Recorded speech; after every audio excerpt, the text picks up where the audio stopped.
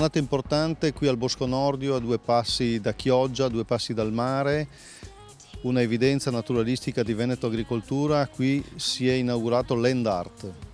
Si è inaugurato alla riserva naturale di Bosco Nordio, che è uno dei centri di Veneto Agricoltura, uno dei boschi, sicuramente un luogo fantastico dove si è inaugurato questo percorso Land Art, dove l'arte e la natura finalmente trovano un connubio e quindi riusciamo attraverso l'arte a spiegare la natura e la natura che rafforza l'arte. Questo è un percorso molto bello, molto interessante che oggi si è inaugurato qui a Bosco Nordio. Al di là della bellezza del percorso, la capacità di Veneto Agricoltura è di andare a cercare i finanziamenti e le risorse, in questo caso progetto Adrion Impreco dell'Unione Europea, e quindi vincere una grande concorrenza su base europea. Questa è una delle grandi capacità di Veneto Agricoltura. Anche in questo luogo ci sono più progetti che contemporaneamente e in maniera sincronizzata stanno lavorando. Non è l'unico, ce ne sono altri, c'è Valle Vecchia, c'è il Cansiglio,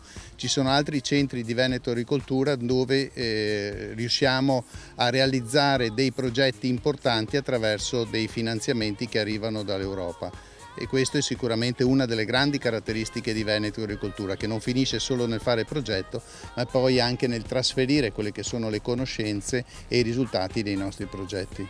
Dobbiamo essere innovativi, nella grandissima parte dei casi riusciamo a fare dei progetti veramente interessanti e comunque sia innovare, sperimentare è il nostro lavoro.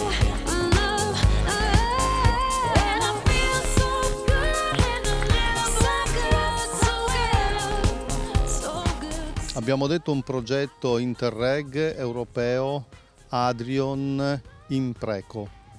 Impreco è un acronimo divertente che significa Improve Ecosystem Service, cioè sviluppare i servizi ecosistemici.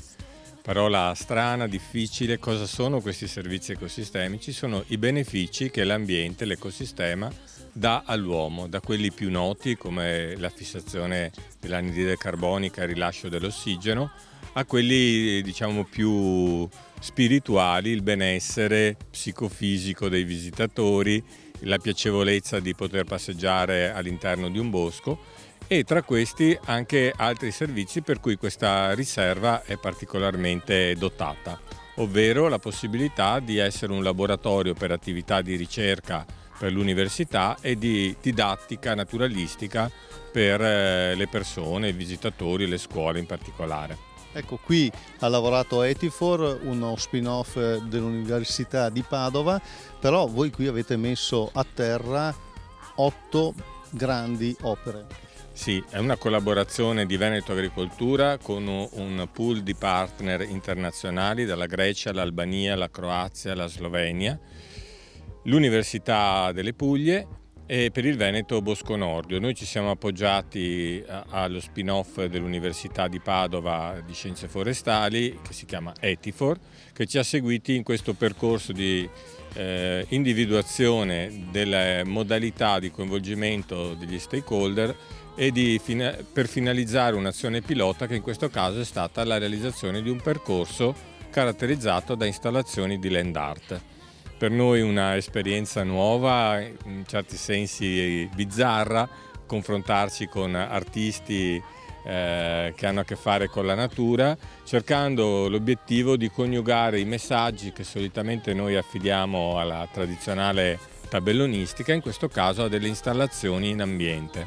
Dietro di noi un coleottero, ad esempio. Un enorme coleottero, un cervo volante, e questa è una delle opere più riuscite e significative di quello che noi intendevamo fare. E questa opera, oltre che così a rappresentare le fattezze, la cosa simpatica è che è diventata essa stessa la casa per altri insetti, nel senso che è fatto di materiale che viene colonizzato, e un domani, quando introdurremo finalmente le larve del coleottero, sarà all'interno, nella pancia di questa installazione, che saranno collocate.